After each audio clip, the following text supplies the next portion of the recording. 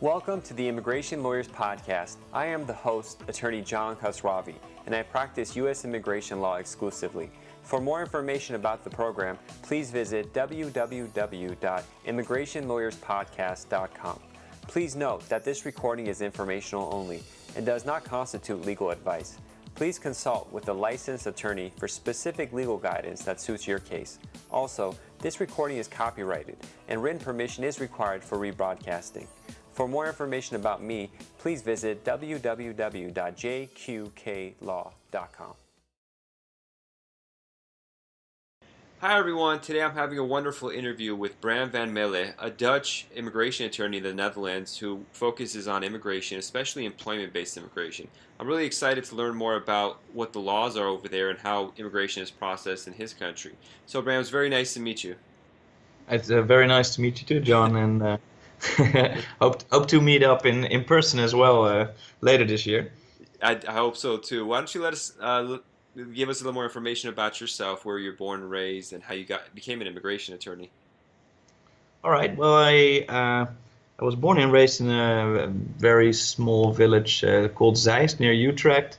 Moved to Amsterdam when I started studying, and then I pretty soon already got interested in Dutch immigration law and European immigration law.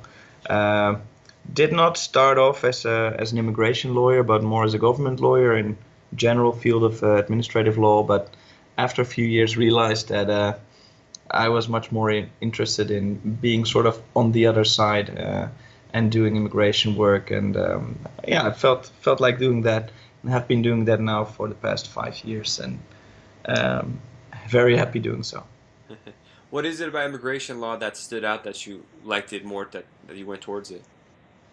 I guess when I was still studying, we were mostly doing a lot of research on refugee cases and more the humanitarian cases. And as a student, that's the type of sort of more activist work that really grabs you. And the human stories behind it are very interesting and often heartbreaking.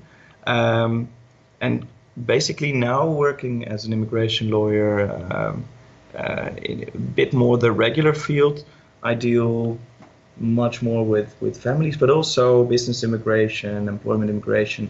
And I must say that I absolutely love it. And it's, there are sometimes clients that have really tough stories, but it's just very exciting sometimes to work with people that want to come to the Netherlands as an entrepreneur, have the greatest business ideas, and being there from the beginning until their business is thriving is just an amazing experience to be a part of. It's interesting you say that. That's word for word exactly what I tell people when they ask me about what I do and what makes it like so great. And it's good to see that sort of enthusiasm. It goes everywhere. So you mentioned really quickly EU immigration law. So when you're in the Netherlands and you're part of the Dutch bar, you also practice EU immigration, or how does the EU and the country immigration laws work together? Yeah, it's as a Dutch lawyer, your jurisdiction is still the Netherlands, so I'm not entitled to or allowed to practice in Germany or Belgium, for example. Mm-hmm. But the thing is that our immigration law over the years has come less and less of a national law. It's like the umbrella of the European Union has thrown so many European directives and regulations that started interfering with national immigration law, that in order to practice immigration law in the Netherlands well, you definitely need to know a lot about European law. And usually for the immigration purposes, it's often that we take European principles and European law as a sort of crowbar sometimes to force things on the national authorities that they're not actually wanting as part of their national policy, but that it is made possible by European directives or European laws. Now, I don't want to get too much into politics, but how has the pushback been between the citizens of the Netherlands and the European laws with regards to immigration and just general just EU mandates. I know there was a referendum I think you guys had a couple years ago, which I think it passed where they wanted to disassociate or something. Or am I mistaking that for another country? Yeah, it's interesting. The You see that the popularity of the EU is declining. I think everywhere in Europe. I think the idea is often that it's become too big, or we're giving up too many competences to a bigger European state, and people don't really recognize themselves in the EU as in the US everybody feels American if you Hmm. even if you come from abroad. Um, that's not the case. I mean, the Spanish, they feel very Spanish, and the Dutch will feel very Dutch. And there was a referendum on whether to call something the European Constitution. It was a piece of law, and it was rejected. And recently there was an association treaty which the EU was going to get into with Ukraine, that was rejected. Hmm. Interesting. So how is the Dutch immigration system work? What are the foundations of it, and how easy is it for someone to become a Dutch, green card holder, if you will, or a permanent resident there? Yeah, I think the main two components in the sort of regular immigration laws are employment based or family based. I mean, within employment, maybe you can take it a bit more broad. It's also investment visa, self-employed visa, but mostly it's employment, I think. And the other big chunk is any type of family visa, dependent visa, and that could be either married or unmarried partners, Hmm. children. Um, and of course, I mean, there's a very big part refugee law, or any types of more humanitarian types of immigration. And as a firm, we we feel that immigration law has become so specialized, so we don't really deal with refugee law. Hmm. We mainly focus on the employment and family-based migration. So for like a marriage case over there, if you're a Dutch citizen marrying a foreign national, how much is the general timeline it takes, like average range for them to get processed and be able to enter the Netherlands? Yeah, most of the applications are processed within 3 months. So Wow. I think Wow. if you Not so compare much it to here. other jurisdictions, it's not that bad. And it depends on your nationality, basically, if you're already allowed to be in country while the application is being processed. Hmm. Because the sort of general rule is that you would have to wait in your home country until the application is processed, and then go to the embassy or consulate to get a special entry clearance visa. But that's not the case, for example, for Canadians or US citizens. They can basically already go to the Netherlands and apply in country and await the entire procedure in country. Interesting. And for employment-based cases, we have a system here where we have to contact the Department of Labor to see what the wages should be for employing that position. Are these requirements over there as well, or is it much more open for people to hire foreign nationals? Yeah, we have a system that is not so that's kept relatively simple. At least that's the aim. um, as a company, you can try to obtain a sponsor license, so a sort of special trusted status with our immigration authorities, and that's a separate application process. But once the company has that, they can apply themselves for highly skilled immigrants, and the basic criteria for that is you need to meet a certain salary threshold, and these salaries need to be in conformity with what's usually paid in these markets. Um, so if you're an IT company and you process 20, 30 applications a month, it's just basically the salary threshold uh, is the main part that the immigration authorities test.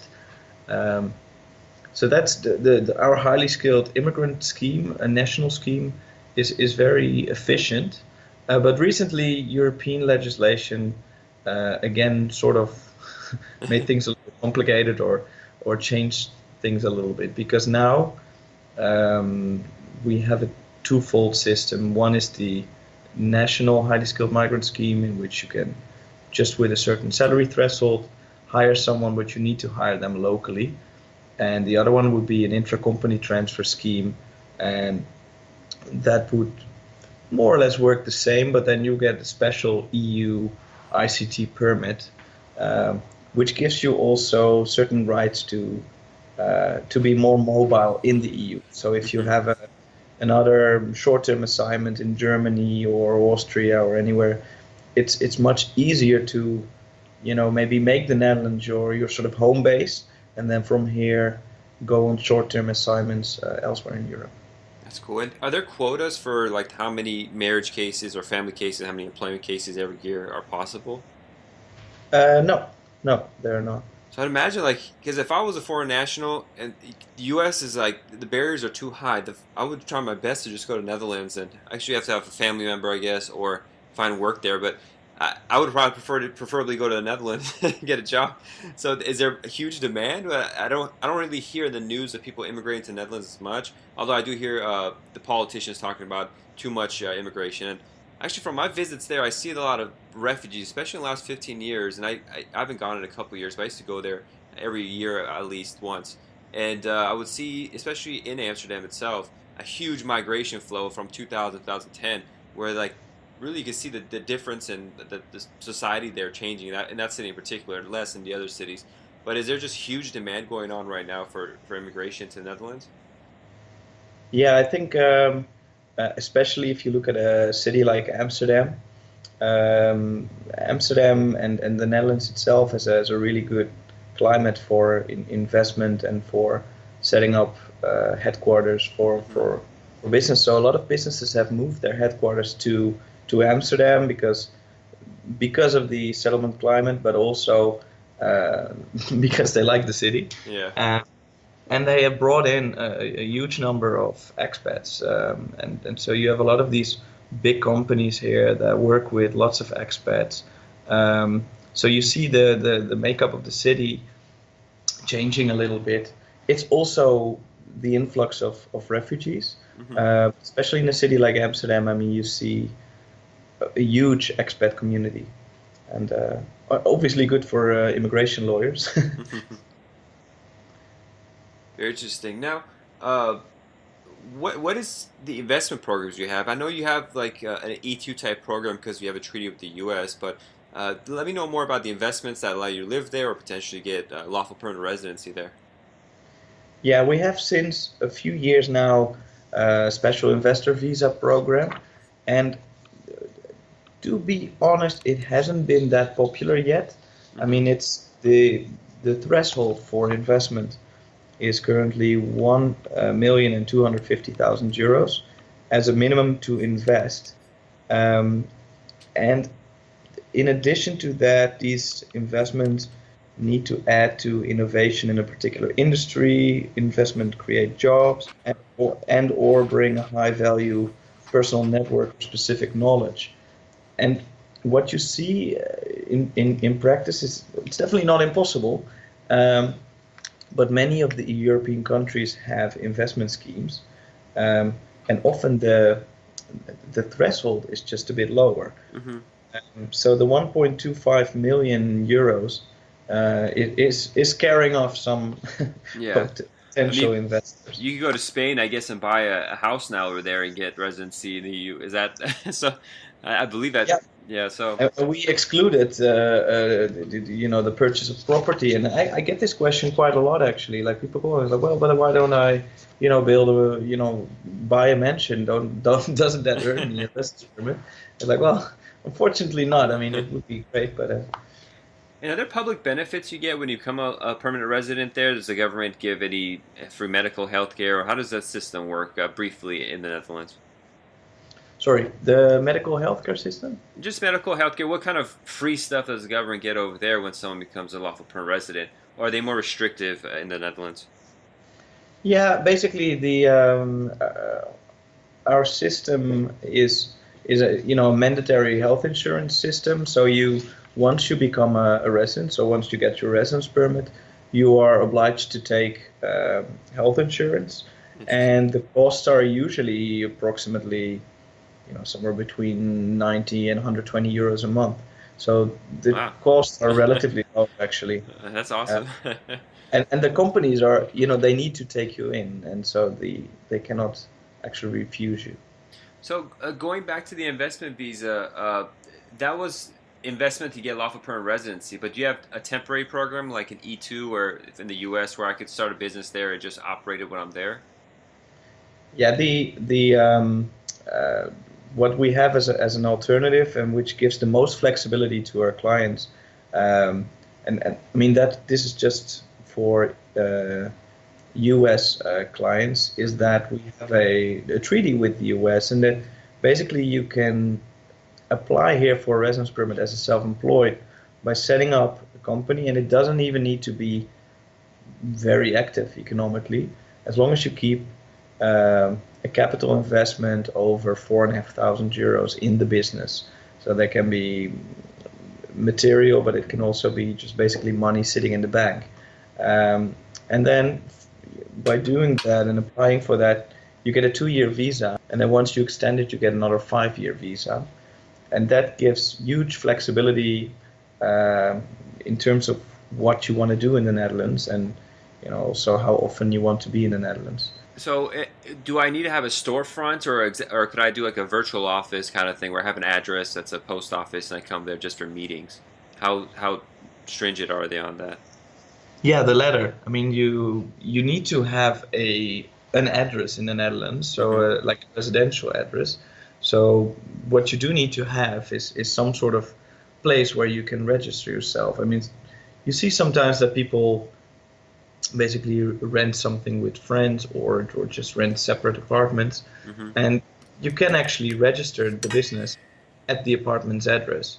So that would already give you, you know, bring you in a position in which you can apply for self-employed application, basically.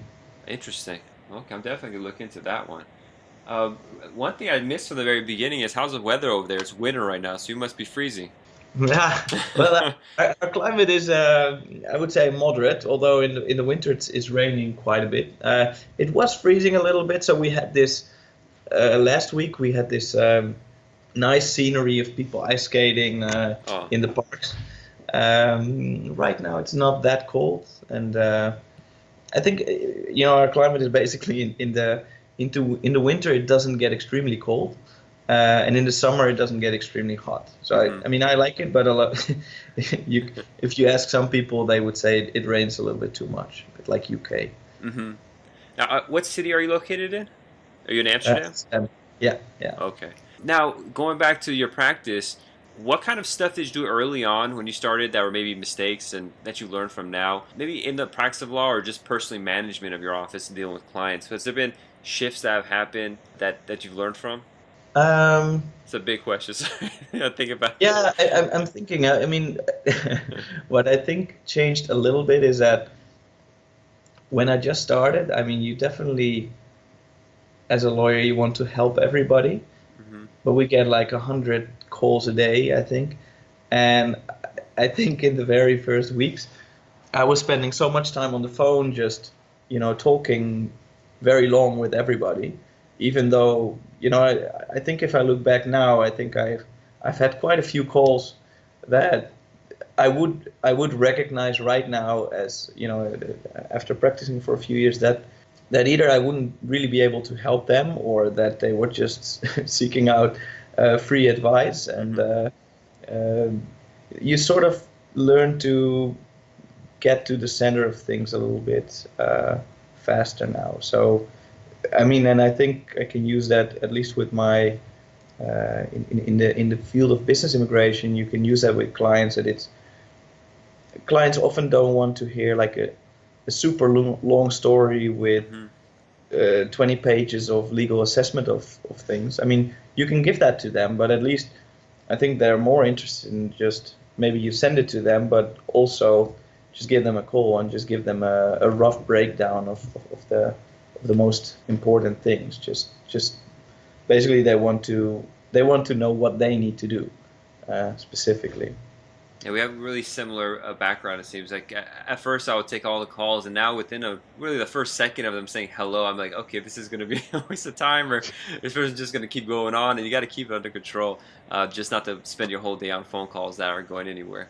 But with regard to your practice, how does the marketing go? Is your firm really just established and you get a lot of referrals, or do you have an online marketing presence, or do you go networking? How does that work for you? Well, I think we're right now I think we okay, well, just a bit of background. The firm was founded in 1982 when Hmm. we were sort of, well, not me, obviously, but the founders of the firm were sort of almost the first ones to actually start an immigration firm or a law firm just solely dedicated to immigration law. That was a whole new thing. So in Hmm. the beginning, when the business immigration came up and the highly skilled migrant scheme came up, um, almost all the big companies, yeah, almost immediately found us because there was just hardly anyone doing it.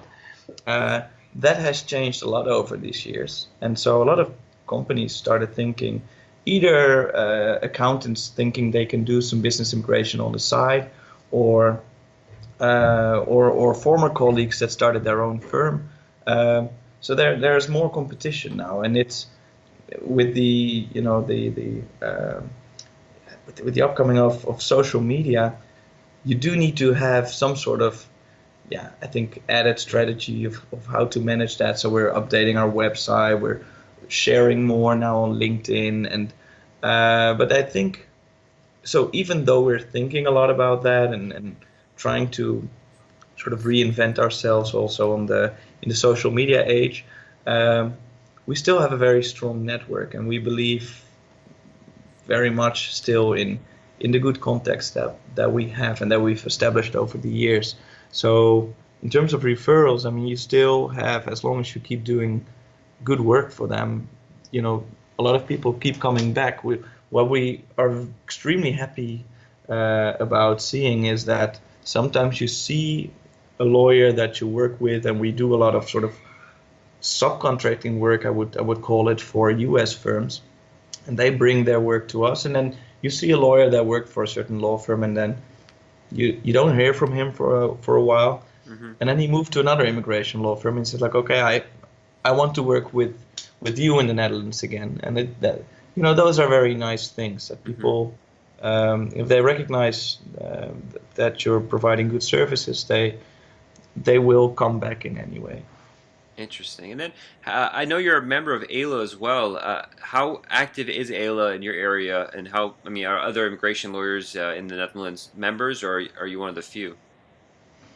We're one of the few. So another Marcel Reurs is one of my colleagues, and he's also a member. And we're now with the global migration section.